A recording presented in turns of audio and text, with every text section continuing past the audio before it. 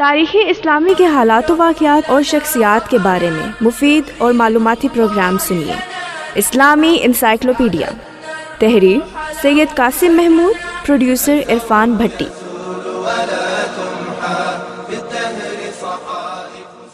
آدم بنوری۔ آدم بنوری ہندوستان کے صوفی اور عالم مجدد الف ثانی رحمۃ اللہ علیہ کے اکابر خلفاء میں سے تھے۔ والد کا اسم گرامی اسماعیل تھا۔ بنور کے رہنے والے تھے جو مضافات سر ہند کا ایک قصبہ ہے۔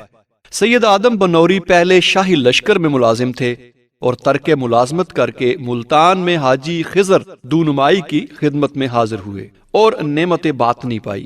پھر حضرت مجدد الف ثانی کی خدمت میں حاضر ہو کر بیعت کی اور مختلف ریاضتوں اور مجاہدوں کے بعد خرقہ خلافت سے سرفراز ہوئے۔ خلاصۃ المعارف میں ہے کہ آپ نے شیخ محمد طاہر لاہوری سے بھی فیوز باطنی حاصل کیے جو ان کو حضرت کمال الدین کیتھلی کے ذریعے پہنچے تھے۔ سید آدم ابتداً امی تھے، پھر انہوں نے ایک جذبے کے تحت قرآن مجید حفظ کیا اور علوم ظاہری کی تعلیم حاصل کی۔ مشہور ہے کہ سید آدم بنوری کے مریدوں کی تعداد 1,00,000 تھی، جن میں تقریباً 100 آپ کے خلفاء تھے۔ انہوں نے ظاہری علوم اور سلوک کی تکمیل کر کے آپ سے خرقہ خلافت حاصل کیا۔ آپ جہاں جاتے ہزارہا پٹھان آپ کے ساتھ ہوتے تھے۔ تذکرہ آدمیہ میں ہے کہ سید آدم بنوری سن 1643 میں لاہور تشریف لائے۔ آپ کے ساتھ 10,000 مشائخ، سادات اور پٹھان تھے۔ اس وقت شاہ جہاں لاہور میں تھا۔ آپ کے معاندین نے شاہ جہاں کو یہ خبر پہنچائی کہ سید آدم بنوری کے ساتھ اتنی جمعیت ہے کہ اگر وہ چاہیں تو آپ کی حکومت کا تختہ الٹ دیں۔ شاہ جہاں نے اپنے وزیر سعد اللہ خان کو برائے تحقیق بھیجا۔ آپ اس کے ساتھ نہایت بے توجہی سے پیش آئے اور بہت دیر اس سے بات نہ کی۔ پھر اس کو انہما کے دنیاوی ترک کرنے کی نصیحت فرمائی۔ نواب سعد اللہ خان نے واپس جا کر ساری کیفیت شاہ جہان سے بیان کی اور معاندین کے اندیشوں کی تصدیق کر دی۔ پھر اس نے شاہ جہان کو مشورہ دیا کہ مناسب ہے سید آدم کو کسی بہانے دوسری جگہ بھیج دیا جائے۔ شاہ جہان نے سید آدم سے کہلا بھیجا کہ وہ حج کرنے چلے جائیں۔ چنانچہ آپ اپنے ساتھیوں اور گھر والوں کے ساتھ حج کے بعد مدینہ طیبہ میں مقیم ہوئے، لیکن ہندوستان سے تشریف لے جانے کے بعد بھی آپ کے باطنی فیوز اور برکات کے سلسلے ہندوستان میں آپ کے خلفاء سے جاری رہے۔ سید آدم بنوری نے مدینہ منورہ میں وفات پائی۔ جنت البقیع میں حضرت عثمان بن عفان رضی اللہ تعالیٰ عنہ کے روضہ مبارک کے قریب مدفون ہوئے۔ آپ کے رسائل میں خلاصۃ المعارف اور رسالہ نکات الاسرار مشہور ہیں۔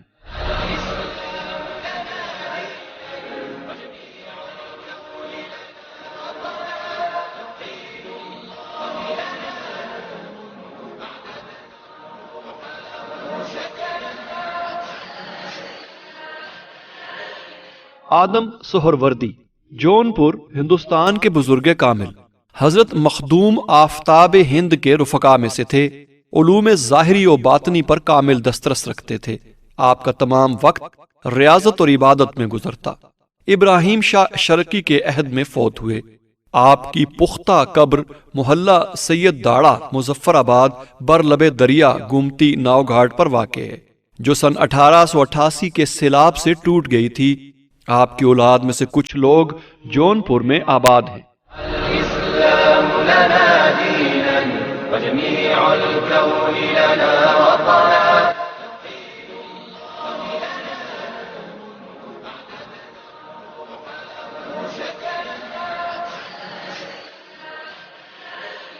آدم شاہ کلہوڑا، سندھ کے صوفی اور کلہوڑا سلطنت کے بانی میاں محمد جونپوری کے خاندان سے تعلق رکھتے تھے۔ نوجوانی میں سیاست کرتے رہے، پھر سندھ کے ایک گاؤں ہٹری میں مقیم ہو گئے۔ انہوں نے پھر سندھ میں بدعات ختم کرنے کی مہم چلائی اور ہاریوں کو ظالم وڈیروں کے خلاف ابھارا جو ان کا استحصال کرتے تھے۔ وڈیروں نے انہیں اپنے لیے خطرہ دیکھا تو ملتان کے مغل گورنر کے ہاتھوں میاں آدم شاہ کو شہید کرا دیا۔ سکھر میں ایک پہاڑی پر ان کا مقبرہ ہے۔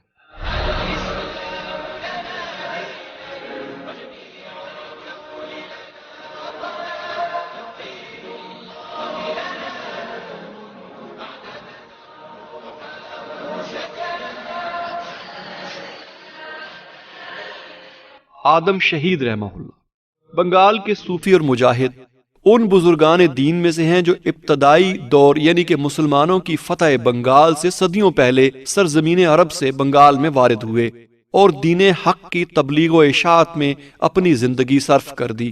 اس وقت رامپال جو اب منشی گنج سب ڈویژن ضلع ڈھاکہ میں ہے، سین خاندان کے راجہ بلال سین کا پایہ تخت تھا۔ تذکرہ صوفیائے بنگال کے مطابق بابا شہید مکہ معظمہ میں رہتے اور یاد الہی میں مصروف تھے کہ مکنائی چنگ نامی بنگالی گاؤں کا ایک مسلمان راجہ بلال سین کے مظالم سے تنگ آ کر مکہ معظمہ گیا اور وہاں آپ سے ملاقات ہوئی۔ آپ نے اس کو بتایا کہ راجہ بلال سین گائے ذبح کرنے پر سخت سزائیں دیتا ہے۔ اس پر آپ 600 مریدوں کے ساتھ رامپال تشریف لائے۔ یہاں آپ نے گائے ذبح کی، اس پر راجہ برہم ہوا اور آپ سے جنگ شروع کر دی، لیکن کامیابی نصیب نہ ہوئی۔ آپ نے کہا کہ تم مجھے صرف میری تلوار سے مار سکتے ہو، اور یہ کہہ کر تلوار راجہ کو دے دی۔ راجہ نے موقع غنیمت جانتے ہوئے آپ کو شہید کر دیا، لیکن کچھ عرصے بعد راجہ کے تمام خاندان کو آگ میں جل کر مرنا پڑا۔ اگرچہ یہ حقائق جو ہے اس کے کوئی تاریخی ثبوت نہیں ہے، لیکن ایک ہندو انند بھٹا نامی نے سنسکرت کی ایک کتاب بلال چرتیا میں یہ واقعہ درج کیا ہے۔ آپ کا مقبرہ رامپال میں ایک مسجد کے قریب ہے، جسے سردار ملک کافور نے سلطان جلال الدین فتح شاہ کے دور میں سن 1483 عیسوی میں تعمیر کر دیا تھا۔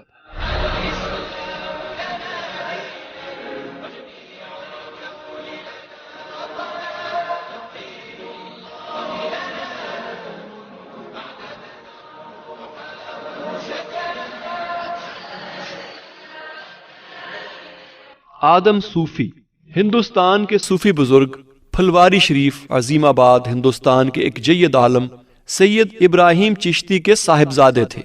112 برس کی عمر میں وفات پائی۔ چشتیہ سلسلے کے بزرگ تھے۔ حضرت مخدوم شہاب الدین جگجوت کی خدمت میں حاضر ہو کر خرقہ کبرویہ فردوسیہ سے فیض یاب ہوئے۔ مستقل اقامت عالمپور جٹلی ضلع پٹنہ ہندوستان میں اختیار کی۔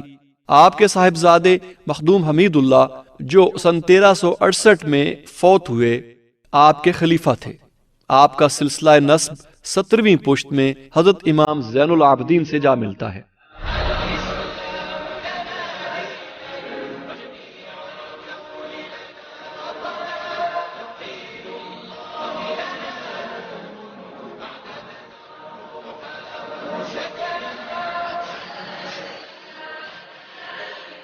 آدم کا پل، ایڈمز برج، بھارت اور سری لنکا کے درمیان سمندر میں ریت اور پتھر کے چھوٹے چھوٹے ٹیلوں کی ایک 30 میل لمبی قطار چلی گئی ہے۔ یہی آدم کا پل کہلاتا ہے۔ روایت ہے کہ حضرت آدم علیہ السلام جب جنت سے نکالے گئے تو اسی راستے سے لنکا گئے۔ اس روایت کے مطابق حضرت آدم علیہ السلام نے سب سے پہلے لنکا میں رہائش رکھی تھی۔ ایک اور روایت کے مطابق جب رام چندر جی اپنی اغوا شدہ بیوی سیتا دیوی کو رہا کرانے سری لنکا جا رہے تھے تو اپنی فوج کی سہولت کے لیے پل بنایا۔ یہ اسی پل کے باقی ماندہ آثار ہیں۔ یہ حصہ جہاز رانی کے قابل نہیں کیونکہ کہیں بھی پانی کی گہرائی 3-4 فٹ سے زیادہ نہیں۔ سن 1883 عیسوی میں بحری آمد و رفت کے لیے راستہ صاف کرنے کی کوشش کی گئی، لیکن کامیابی نہ ہوئی۔ ماہرین طبقات الارض رائے دیتے ہیں کہ دراصل پانی نے لنکا کو برصغیر ہندوستان سے کاٹ کر جدا کر دیا ہے۔ کسی زمانے میں لنکا برصغیر کا ایک حصہ تھا۔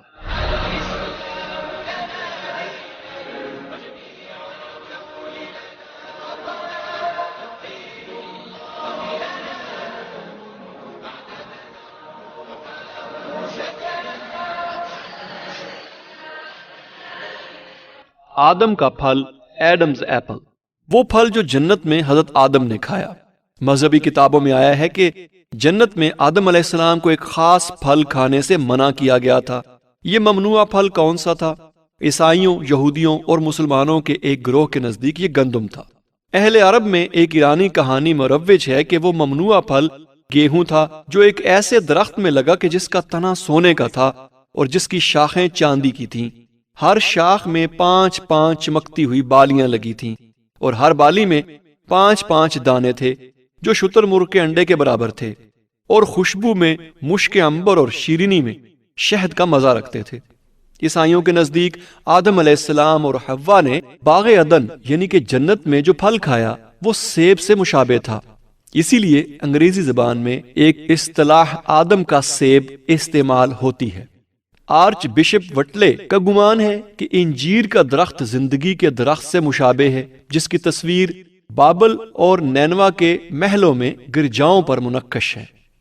ڈاکٹر لونگ اسٹیون لکھتے ہیں کہ میں نے افریقہ کے جنگلوں میں لوگوں کو چند متبرک درخت پوجتے ہوئے دیکھا۔ وہ لکھتے ہیں کہ یہ درخت تمام افریقہ اور ہندوستان میں متبرک سمجھا جاتا ہے۔ ڈاکٹر بلیکی اس مضمون کے متعلق لکھتے ہیں کہ ربی مائر کے مطابق یہ پھل گیہوں، لیکن جی ہودا کے خیال میں انگور تھا، کیونکہ انگور سے شراب بنتی ہے جو بد مست کر دیتی ہے۔ ربی آبا سیب جبکہ ربی جوسی انجیر کو ممنوع پھل سمجھتے ہیں۔ بعض مذہبی دانشور اس کو جنسی جبلت قرار دیتے ہیں۔ الإسلام لنا دينا وجميع الكون لنا وطنا لو قيل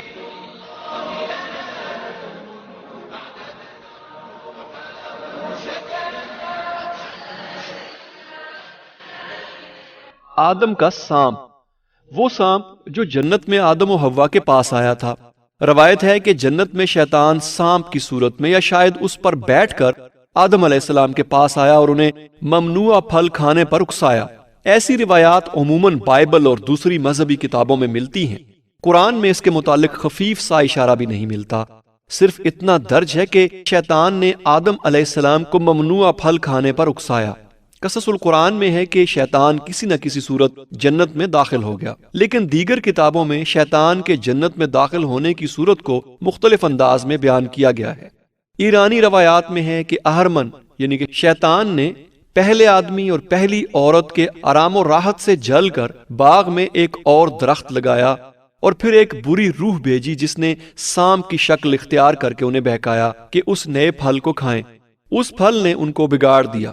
قصدی روایات کے مطابق یہ سانپ یا اژدہا سمندر اور ابتری کا بانی تھا، اور اس ابتری اور بے ترتیبی کی روح ہے کہ جو دنیا کی پیدائش کے وقت دیوتاؤں کے مخالف تھی۔ اس کی شکل اژدہے کی مانند ہے، سر گوشت خور جانور کی مانند ہے، جسم پر مچھلی کی طرح چھلکے ہیں، پنجے عقاب کی مانند ہیں اور پشت پردار ہے۔ مشرقی اور مغربی کہانیوں میں بھی اس بڑے سانپ کا ذکر کسی نہ کسی طور پر پایا جاتا ہے، لیکن اسلام میں اس بات کا چنداں ذکر نہیں کہ شیطان سانپ کی صورت میں جنت میں داخل ہوا تھا۔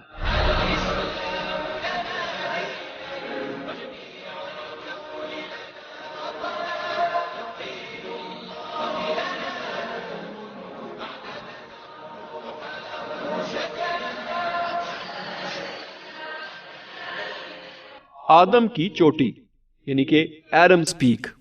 جنوب وسطی لنکا میں کولمبو سے 25 میل دور جنوب مشرق کی طرف واقع پہاڑی کی چوٹی کی جس کی بلندی 7360 فٹ ہے، چوٹی پر 24 بائی 74 فٹ چوڑی ایک ہموار سطح موجود ہے کہ جس پر 5 فٹ 4 انچ لمبا اور 2 فٹ 6 انچ چوڑا انسانی پاؤں کا نشان ہے۔ ہندو اس کو شیوا جی اور مسلمان حضرت آدم علیہ السلام کا نقش پا خیال کرتے ہیں، بلکہ مسلمان تو یہ بھی کہتے ہیں کہ جب حضرت آدم علیہ السلام کرۂ ارض پر گرائے گئے تو وہ اسی مقام پر گرے تھے۔ بدھ مت والے کہتے ہیں کہ یہ نشانی گوتم بدھ کے پاؤں کی ہے۔